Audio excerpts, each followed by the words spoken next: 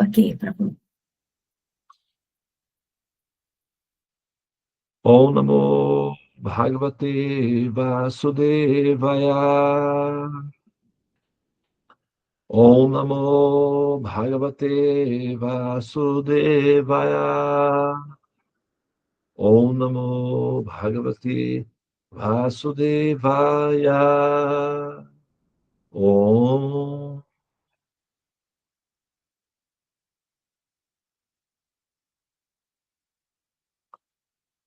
Muito bem. Então, continuando com o nosso estudo do Srimad Bhagavatam. Nós estamos, né? Srimad significa belo, gracioso, encantador. A palavra Srimad significa encantador, gracioso, né? Exuberante.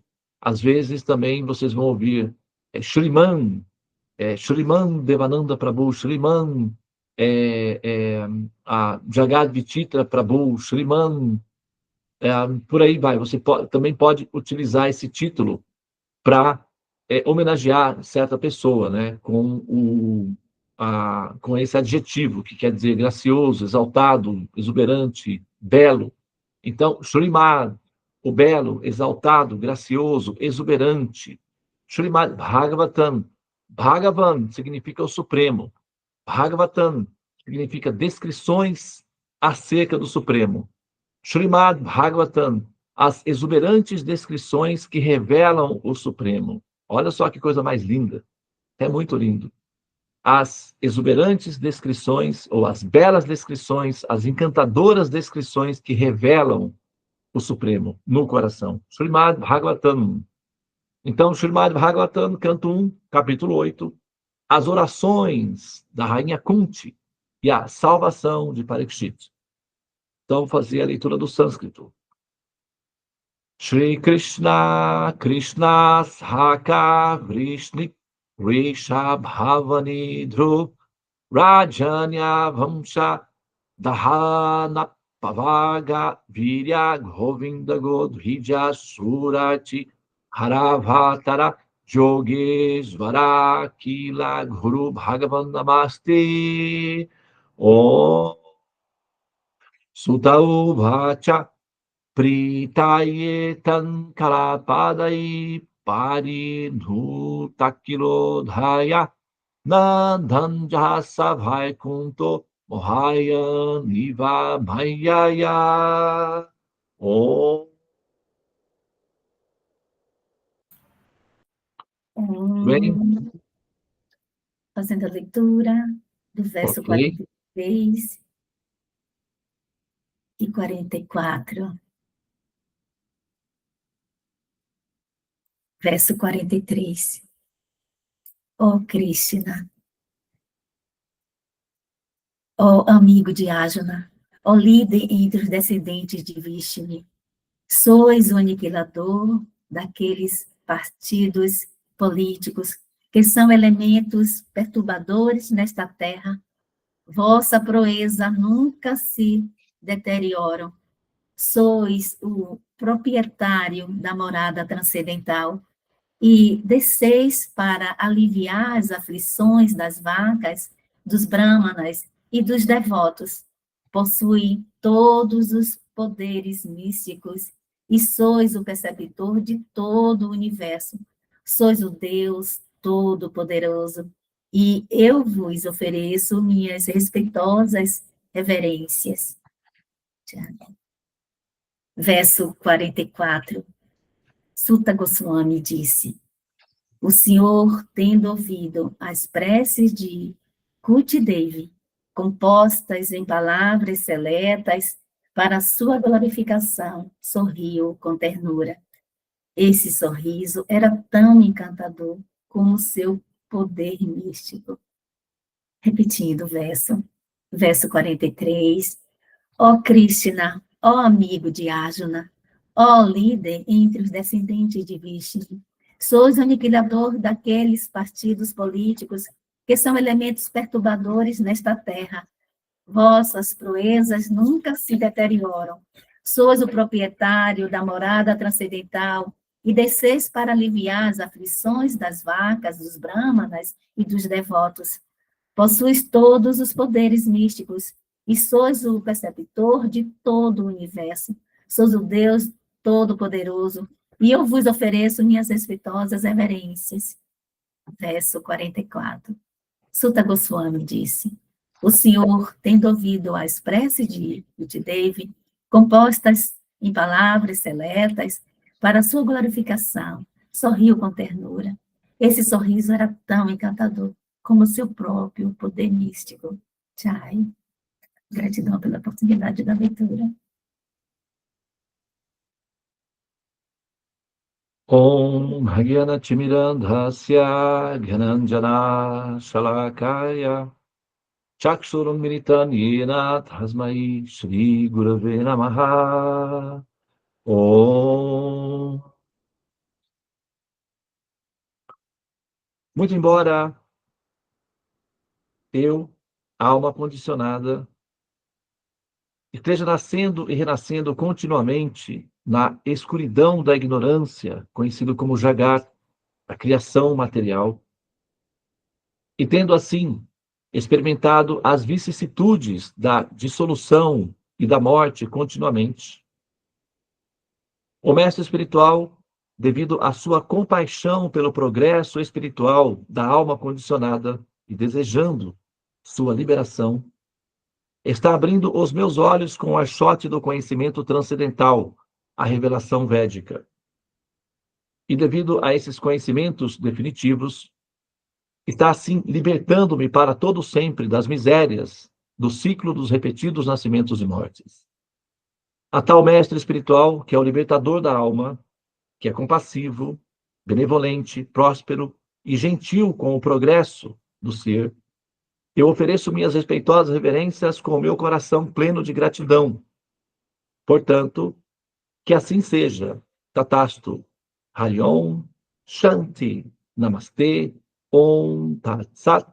Hare Krishna, Hare Krishna. Krishna Krishna, Hare Hare. Hare Rama, Hare Rama. Rama Rama, Hare Hare. Ó energia suprema de amor divina, ó Mahamantra, auspiciosíssimo libertador do ser, desperta-me, eleva-me, envolve-me, protege-me. Hare Krishna. Muito bem, bom dia para todas as pessoas presentes aqui na sala. Nós estamos, então, dando continuidade à nossa leitura, nosso estudo do Srimad Bhagavatam. Muito obrigado às sacerdotisas, né, que conduziram, que nos conduziram, né, que nos maternaram, que nos cuidaram aí durante o caminho dos mantras, desde as 5 da manhã, né? As sacerdotisas já estão aí ativas, e para a sacerdotisa estar ativa às 5 da manhã, na sala dos mantras, pelo menos elas devem ter acordado às 4h30. Então, elas estão fazendo esse esforço pessoal para nos proteger, né, para nos cuidar. Enquanto nós estamos lá, alguns de nós, né, estamos lá ainda em estado de hibernação, né, nosso soninho ali sagrado, as nossas sacerdotisas já estão nos cuidando, né, já estão nos maternando. Então, elas merecem a nossa gratidão aí, nosso amor, o nosso respeito, nosso carinho aí, né? Parabéns, tá? Por favor, nos mantenha aí sempre nesse campo sagrado aí do coração de vocês, porque nós precisamos, né, dessa Shakti, dessa energia aí, tá? Então vamos lá. Olha só, aqui temos o Srimad Bhagavatam. E aí, o que acontece, né, nesse caso aí? Vamos ver. Veja bem, a Krishna, ele está sendo chamado aqui de... vamos aumentar aqui um pouquinho a tela, para a gente poder, né, aproveitar bem aqui esse entendimento aqui. Ó Krishna, amigo de Arjuna, ó líder entre os descendentes de Vrishna, são dinastias ali, né? Sois o aniquilador daqueles partidos políticos que são elementos perturbadores da terra. Ai, ai, ai, ai. Será que... Devananda, para de polêmica. Vai devagar. Sobraria quantos sobrariam aí, né? Se Krishna se fosse realmente aniquilar, né, os partidos políticos que perturbam a Terra, sobraria pouca gente aí, hein? Sobraria muito pouca gente. Sobrariam, sim. Tem políticos que são honestos? Tem sim, sabia? Tem políticos que são honestos. Existem pessoas honestas. Inclusive, olha só, eu vou falar uma coisa aqui que aparentemente vai na contramão, mas ciência é o seguinte: ciência ciência não depende do senso comum, não.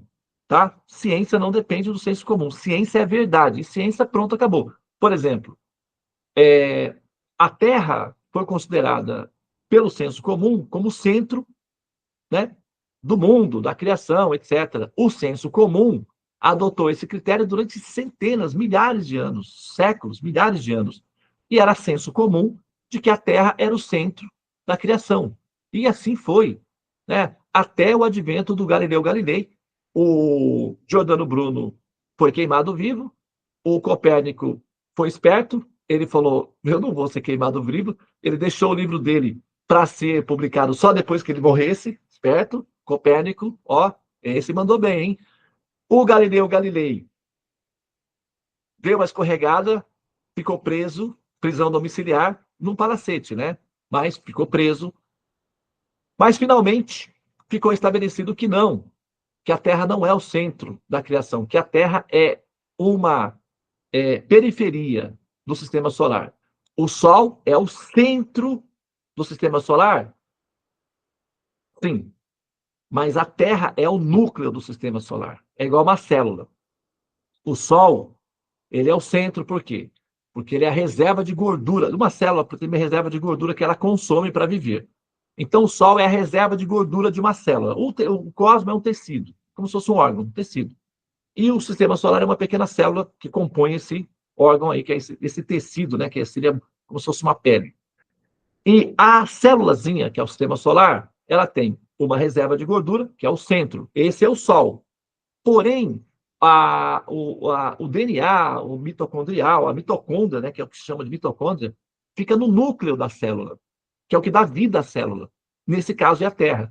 Se a gente tirar a Terra desse sistema solar, o nosso Sol é só uma poeirinha inútil, praticamente. Não inútil, mas insignificante, que não é nada inútil, mas irrelevante no contexto geral da criação. Tem sóis, por exemplo, tem um Sol, que é a estrela Polaris, que se colocar o nosso Sol é uma estrela de quinta grandeza. Tá? Tem estrelas de quarta, de terceira, de segunda, de primeira grandeza. A estrela Polaris, a gente coloca a Polaris e o Sol coladinho assim no outro. Então, a Polaris é como se fosse uma bola de basquete. E o Sol é como se fosse um grãozinho de areia. Para vocês verem o tamanho dessa estrela Polaris em relação ao Sol. Então, em relação proporcionalmente ao universo, o nosso Sol é irrelevante. Não tem um valor, não, sim, muita coisa não. O que faz do nosso Sol relevante, extremamente importante, inclusive mais importante do que a estrela Polaris, que é bem maior do que o nosso Sol, é o fato de que o nosso sistema solar tem um núcleo com mitocôndria, ou seja, com vida, e esse núcleo é a Terra. Então, conceitualmente, a Terra volta a ser o centro do sistema solar, conceitualmente, devido à da relevância que a Terra tem do ponto de vista da criação, porque aqui tem vida. E vida é muito raro. Você pega uma baratinha, gente, você dá uma viagem no sistema solar inteiro, você não vai encontrar um único exemplar da baratinha. Uma grama, uma folhinha de grama. É tão rara e preciosa uma folhinha de grama. Que valor que você dá uma folhinha de grama? Você pisa nela e nem vê. Mas uma folhinha de grama é extremamente rara. Se você pegar uma única folhinha de grama e viajar no sistema solar inteiro, você não acha. É muito raro. Então, a Terra é o centro de relevância do sistema solar. O Sol é apenas, somente o centro. Porém, do ponto de vista conceitual, os seres humanos passaram centenas de milhares de anos pensando na Terra como centro orbital ou centro geográfico da criação. Ele não é o centro geográfico da criação. A Terra é o centro conceitual de valor fundamental, ou seja, onde tem vida. do sistema solar, não da criação. A criação é muito maior que o sistema solar. O sistema solar é uma célulazinha num tecido muito maior, que é a criação, tá? Só para a gente se situar aí dentro do contexto. Agora, por que eu estou falando isso? Porque o senso comum não define a verdade. O senso comum fala sobre a intuição que nós temos. Essa intuição pode ser confirmada ou não. Vou dar mais um exemplo. O professor Louis Pasteur, que é um nosso benfeitor querido na humanidade. Quando você toma o leite pasteurizado, você está tomando um leite francês. Você não come o pão francês? Por que você come o pão francês? Por que pão francês? Por que o pão francês? Esse pãozinho branco que a gente come é chamado pão francês. Por que ele é chamado pão francês? Porque o pão, antes da Revolução Industrial, era sempre pão integral, pão moreninho, pão integral. O pão era integral. Com a Revolução Industrial, e o pão sempre foi, a Revolução Industrial, na Revolução Francesa, o pão sempre foi símbolo da Igreja Católica. E a França foi o único país no mundo, até hoje, na história do mundo, que na sua Constituição estava lá, país ateu. Os outros países colocam laico, que significa que não tem relação com religião. Mas os franceses, na época da Revolução Francesa, lá o Robespierre, lá o pessoal que cortava a cabeça lá na guilhotina, pessoal assim furioso, cortadores de cabeça, colocaram na Constituição desse período que a França era um país ateu, literalmente ateu. Não era nem laico, ateu mesmo. E isso na época da Revolução Francesa, lá atrás. Então foi assim um choque. O Marquês de Pombal, o nosso antecessor português, tentou fazer isso em Portugal. Aí não deu certo. Ele conseguiu muita coisa, assim, reformas administrativas em Portugal. Ele modernizou Portugal, mas perdeu a cabeça por conta de que queria colocar na Constituição de Portugal que Portugal seria um país ateu. Não deu certo. Os franceses também não deu certo. Eles colocaram isso daí, mas depois perderam a cabeça todo mundo. Agora, para justificar o ateísmo da Constituição francesa, eles tinham que tirar o símbolo da Igreja Católica, que era, na época, predominante. Então, eles fizeram um pão que era o antipão. Não tem seria, no caso, uma espécie de anticristo, né? Uma contrapão. Um pão contrário. O pão do contra. E aí, eles tiraram o pão que era moreninho e eles refinaram o pão, fizeram um esquema lá e colocaram um pão branco. Os padeiros tiveram que se virar nos 30 e inventaram um pão que seria um símbolo da revolução dos revolucionários franceses contra a religião, que seria um pão que representasse o ateísmo. Aí apareceu o pão branco. O pão era integral, sempre foi. E na igreja dividiu o pão da vida, vamos cear o pão, aquela história do pão, né? E aí os franceses, não, vamos dar esse negócio de pão, vamos fazer uma contracultura do pão, um pão protesto. Aí criaram esse pão branco, que é o pão francês. Então, quando você vai na padaria, quando você vai na padaria e você pede um pão francês, você está, na verdade, pedindo um pão ateu. Você chegar na padaria e falar, por favor, me dá 10 pãezinhos ateus, por favor. O padeiro não vai saber o que está falando, claro. Mas se você explicar para ele, ele vai, nossa, nem sabia disso. Mas tudo bem, vai. Isso não é importante agora. O importante é que o pãozinho francês é gostoso e todo mundo ama e está tudo certo. E essa parte aí fica para lá, né? Agora, por que eu estou falando isso? Até eu já me perdi no que eu estou falando. Na verdade, não. Eu sei o que eu estou falando, tá? Eu estou fazendo aqui uma contextualização para demonstrar como que o senso comum ele não é assim, ele não é determinante na hora de, porque eu vou falar dos políticos, tá? Então estou fazendo essa linha aí. Quando você toma, por exemplo, o leite pasteurizado, ou quando você come o pão francês, o leite pasteurizado é um leite francês. O leite francês, do professor Louis Pasteur. O professor Louis Pasteur era um francês que era meio, vamos dizer assim,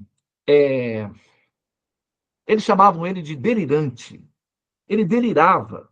Ele era, assim, ele via bichinhos em toda parte, sabe? Ele via coisas. É como se ele visse fantasmas. Ele via bichinho em toda parte, ele via bactérias em tudo.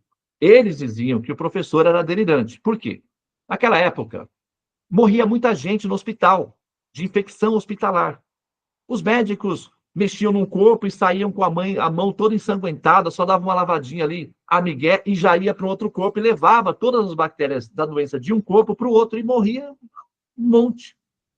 Era um fenômeno, uma pandemia que você entrar no hospital significava assinar já o atestado de óbito. Então o pessoal fugia dos hospitais, porque o hospital era um negócio que caía ali dentro, não saía mais, ou saía empacotado.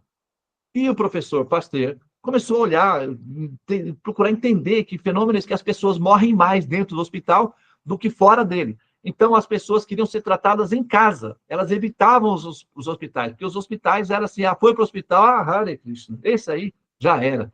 Então, quer dizer, o pessoal evitava os hospitais por conta disso. Era um lugar onde a pessoa ia para morrer mesmo. Às vezes a pessoa ia com gripe, saía de lá, alma espiritual transcendental. Só o corpo saía da minha, que a alma já ia embora. Então, ninguém ia para o hospital. O professor, então, começou a observar que fenômenos justificavam esse processo de morte. Então, ele descobriu que haviam pequenos bichinhos que causavam aqueles problemas lá. E ele chamou isso de bactérias. Bactéria, ele chamou isso de bactéria. Então, assim, eu não sei por que como foi que chegou a essa conclusão, mas ele chamou isso aí de bactéria. E aí, os médicos, para zombarem do professor Pasteur, porque ele entrou com essa teoria de que tem pequenos bichinhos que são transportados de corpo para corpo, e esses pequenos bichinhos é que causam essas doenças. Os médicos da época, quando eles iam fazer uma cirurgia, eles se preparavam para fazer uma cirurgia de algum paciente, eles zombavam e brincavam e diziam assim, fecha a porta, senão os amiguinhos do professor Pasteur vão entrar. Eles zombavam, né? Do professor Pasteur assim. Que era uma ironia, né? Uma espécie de bullying na época. O professor, calmamente, deu sequência no seu projeto, porque ele sabia o que estava falando. O resultado foi que, atualmente, todos os médicos prestam reverência de gratidão ao professor Pasteur, porque salva milhares de vidas até hoje.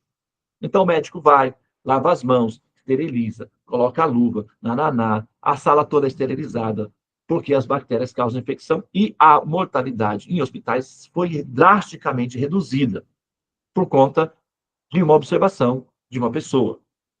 Tá? O senso comum na época era de que o professor Luiz Pasteur era delirante. Tá? Mas o senso comum foi substituído pela ciência. Então, ciência não depende do senso comum, não depende da opinião pública, não depende da intuição, não depende do grito da torcida, não depende da emoção do público. Ciência depende apenas de fatos e estatísticas. Só isso, nada mais. Então, vamos lá agora. Vou falar um dado de ciência, tá? Existem mais políticos honestos do que desonestos. Devananda, já vem você, você é um delirante. Você está delirando, Devananda. Você vai dizer para mim que existem mais políticos honestos do que desonestos? Pelo amor de Deus. Fala sério, não é? Talvez você esteja pensando isso daí, né? É possível. Mas vamos ver agora dados científicos, tá? Vamos olhar para fatos, dados. Em uma sociedade, por exemplo, em que há mais ladrões do que pessoas normais, ela entra em extinção. Simplesmente vira uma guerra civil e desaparece. Em uma família em que as pessoas são mais doentes do que saudáveis, você tem 4 pessoas, são 4 pessoas doentes, terminais, não tem família. Morre todo mundo. Tá? Um corpo em que há mais células doentes do que células saudáveis, o corpo morre. É simplesmente assim.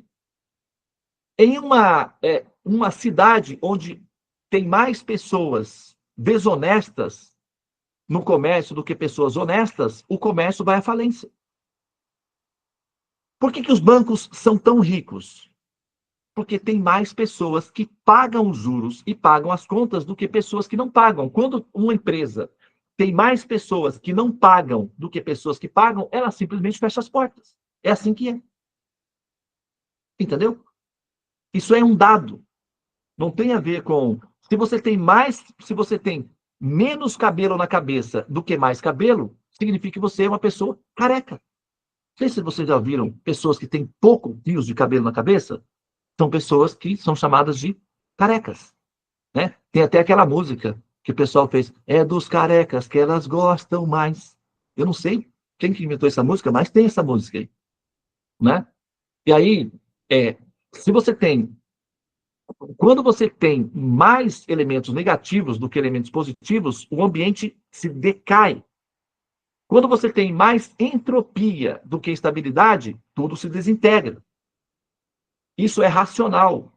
Então, se você tem uma sociedade, um país, uma nação, onde há mais corruptos na administração pública do que pessoas honestas, a administração pública fale, vai à falência.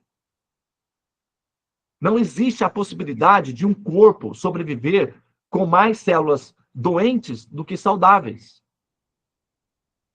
Se uma planta, as células de uma planta fizer, não fizer fotossíntese o suficiente, ela morre. Se ela não fizer osmose suficiente, ou seja, pegar a água da raiz e levar até o topo, que é antigravidade, é o único lugar onde, no mundo natural, em que a água ela flui de forma antigravitacional, ou seja, de baixo para cima, é nas plantas, por osmose. E se ela não fizer osmose, ela morre. A planta morre. Então, quanto menos você tiver de elementos positivos, maior é a entropia, ou seja, a decadência, a desintegração do ambiente. Ok? Então, não é racional dizer que nós temos mais políticos corruptos do que políticos honestos. A nossa intuição, ou a nossa percepção, a nossa intuição vai dizer que há mais políticos corruptos do que políticos honestos. Por quê? A corrupção de alguns nos afeta sensivelmente, nos desagrada sensivelmente, nos incomoda sensivelmente. Mas isso é a nossa intuição. A prática real dos fatos é que tem que ter, obrigatoriamente, para que uma sociedade sobreviva, mais pessoas honestas, mais pessoas que trabalham, do que pessoas que são ladrões ou de pessoas doentes. Se você sai na rua, por exemplo, você vê muito mais pessoas normais, ou seja, que têm duas pernas, dois braços, olhos, que têm estrutura normal, do que pessoas com deficiência física. Se uma comunidade tivesse mais pessoas com deficiência física, do que pessoas saudáveis, essa sociedade entraria em extinção, certamente. Então, não é racional, do ponto de vista técnico, científico, dizer que tem mais corrupção do que honestidade. Tá? Agora, a nossa intuição, a nossa vontade de reclamar, de pegar alguém e esganar, é outra coisa. Faz parte do jogo da vida também, a nossa rabugice, o nosso azedume, porque se você deixar aberto, se não criticar, se não falar, se a gente não reclamar, aí aumenta o índice de proliferação das bactérias, que são as corrupções, os políticos corruptos. Por exemplo, se você tem uma pequena infecção na pele, se você não cuidar, não tratar, não limpar e não combater, ela se generaliza e aí mata o corpo. É lógico que a gente tem que combater a corrupção e denunciar a corrupção. Mas daí a fazer uma afirmação não estatística ou meramente intuitiva de que há mais corruptos do que pessoas honestas, isso é sentimental, isso é do senso comum, isso não é científico. Isso é simplesmente uma afirmação pessoal. E ciência não funciona assim. Tá? Então, é por isso que, quando Krishna vem na Terra, por exemplo, como está dizendo o verso, né, ele vem para aniquilar os partidos políticos. Aí, vamos lá. A função principal, a motivação principal para Krishna aparecer entre nós humanos não é aniquilar os políticos. É interagir com seus devotos queridos. Essa é a motivação principal. É permitir que seus devotos queridos o vejam, interajam com ele, tenham lilas com ele, o sintam, o percebam, convivam com ele. Essa é a motivação principal. A motivação secundária é que ele vai dar uma ajustadinha no ambiente. Então, ele vai puxar a orelha da molecada travessa, que são os políticos. E se, por acaso, tiver alguém mais assim, vamos dizer, afoito, e quiser peitar ele, ele vai se defender. Ele tem que se defender. Então, ele aniquila algumas pessoas. Mas Krishna esteve no planeta Terra e, assim, ele fez uma função técnica ali dentro da Índia. Existiam outros políticos fora da Índia que nem chegaram a conhecer Krishna. Mesmo dentro da Índia, na época de Krishna, muitos nem chegaram a ver Krishna ou conhecer Krishna pessoalmente. Eles ouviram falar de Krishna. Então, é essa função que ele vem para aniquilar os partidos políticos que perturbam a Terra, é uma informação dada localmente. Então, se você pegar essa informação e procurar expandir isso para toda a humanidade, a conta não vai fechar. E aí você pode achar que essa informação do Srimad Bhagavatam é uma questão meramente uma relação com seitas. Então, o raciocínio lógico tem que levar em consideração o fato de que o orador do Srimad Bhagavatam está expressando também a experiência que ele teve direta, porque Krishna fez isso no ambiente em que ele esteve. Ele deu ordem estrutural aos políticos da época, estabelecendo o Dharma, orientando agora. Na Kali Yuga, que é a era que nós estamos vivendo, o processo de eliminar a corrupção, porque partidos políticos, o que é um partido político? Um ser humano único, individual, é um partido político. O ser humano é um ser politizado. Todos os seres humanos são politizados. Eu não sou Devananda. Vou morar na floresta. Isso é uma ação política. Você está fazendo um protesto político. É só uma ação política. Então, todo ser humano é um ser político. Ele pode ser individual, um partido único, ou ele pode ser coletivo. Ele pode aderir a outros grupos e, assim, criar uma colisão de partidos para formar um partido coletivo. Jogadores de futebol, torcedores de futebol, formam um partido político, porque são seres politizados, que têm opiniões, têm decisões, interferem nas decisões, é política. Todos os seres humanos são políticos. Negar esse fato é simplesmente ignorar a condição de ser humano. Você pode renunciar o direito à sua opinião política. Você tem livre-arbítrio, você pode fazê-lo. Mas negar a sua condição de um ser político é ignorância, ingenuidade e pretensão de superioridade em relação aos demais. É só vaidade.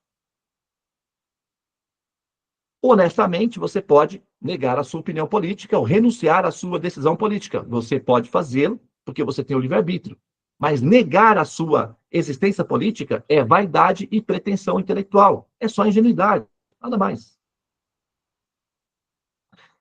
Não estou dizendo que todos têm que ser políticos. Eu, por exemplo, particularmente, a minha definição política é que eu sou monarquista e a minha referência de política é Dom Pedro II.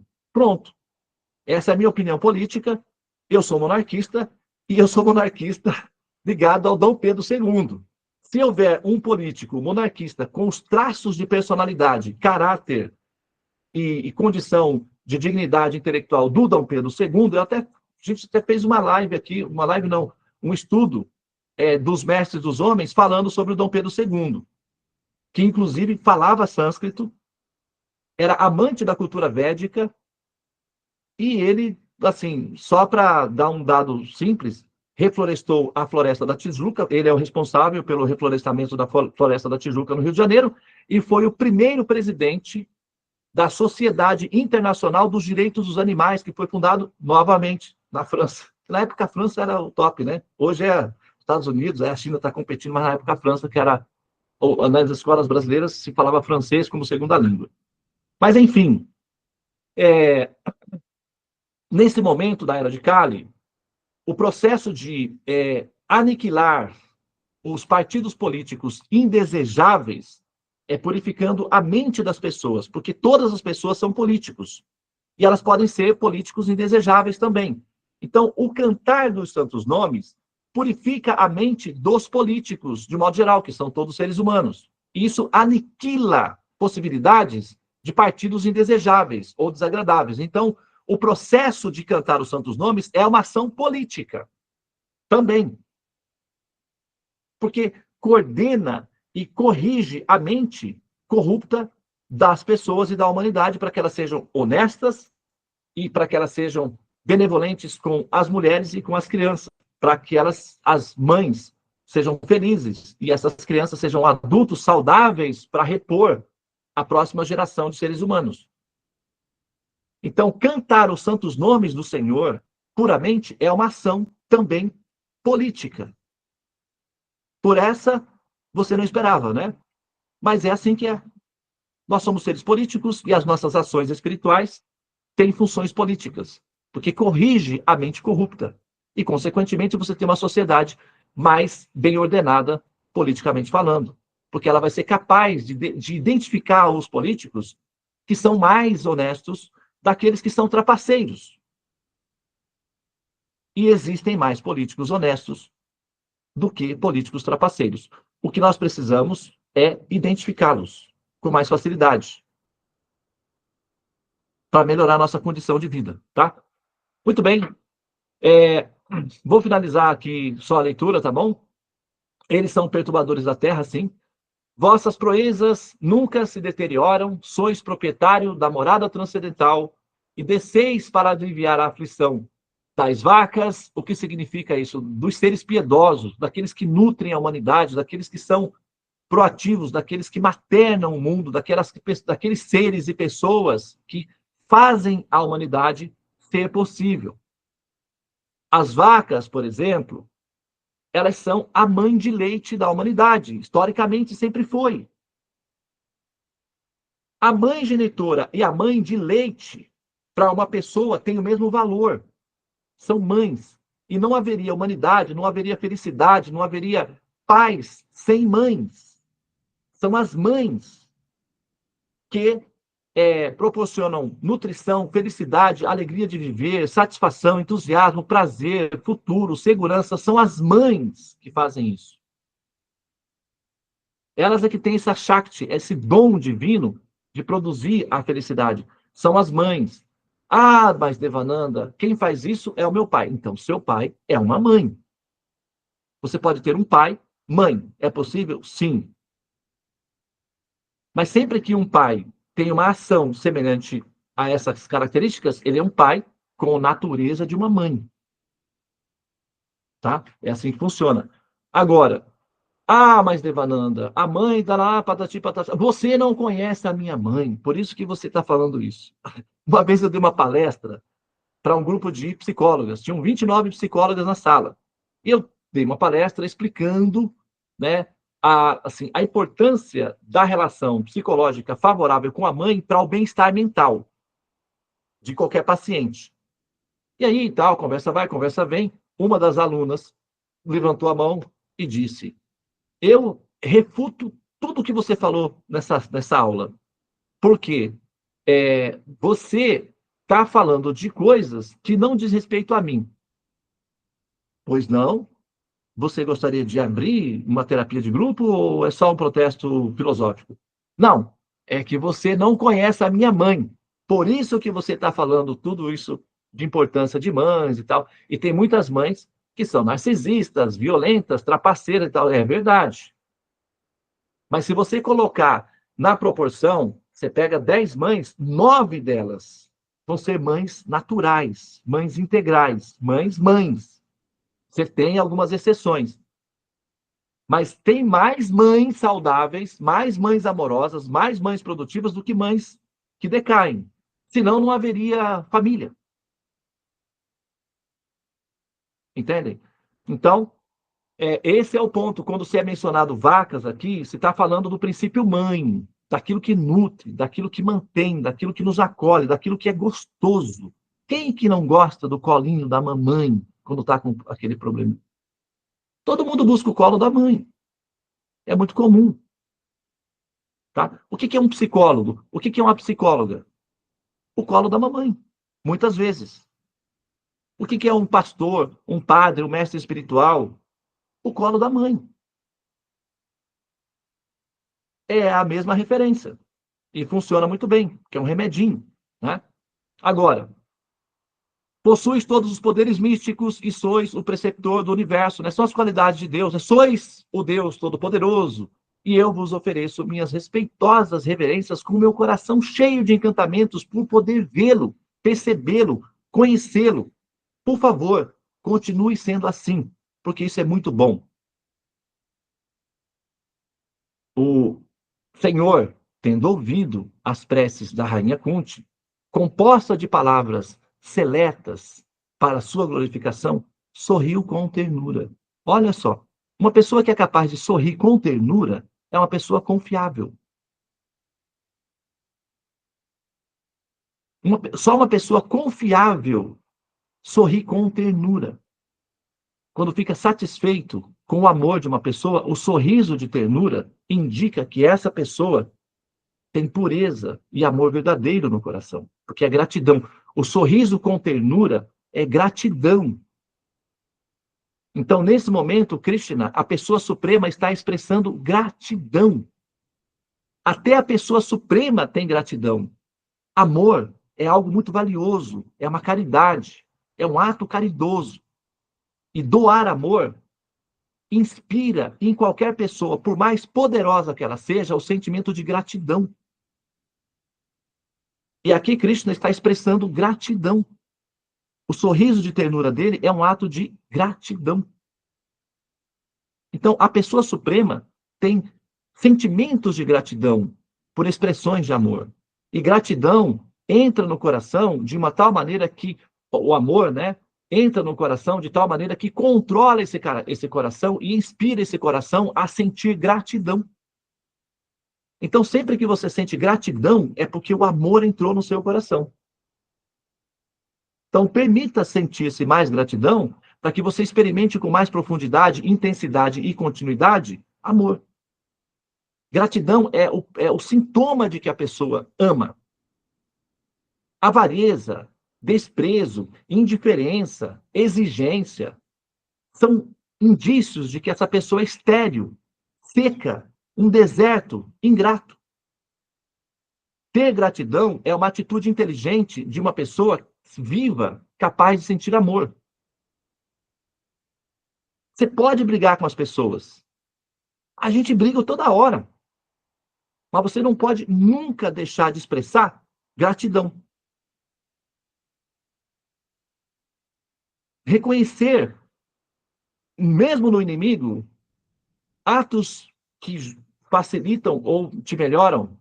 Ter gratidão. Você tem gratidão, mas também pode partir para a luta, se for preciso. Honestidade. Todos os heróis têm. Muito bem. Após sorrir com ternura, esse sorriso era tão encantador como o seu próprio poder místico. E qual é o poder místico supremo da pessoa suprema? Capacidade de amar, amar e encantar aqueles que ele ama. Ok? Faz sentido? Procede? Então, não estou sozinho, certo? Muito bem. Vamos, então, concluir aqui. Muito obrigado pela atenção de vocês. Namastê. Hare Krishna, Krishna Krishna, Hare Hare. Hare Rama, Rama Rama, Hare Hare. Ó energia suprema de amor, divina, ó Mahamantra, auspiciosíssimo, libertador do ser, desperta-me, eleva-me, envolve-me, protege-me. Hariom, Shanti, Namastê, Om Tat Sat, Hare Krishna.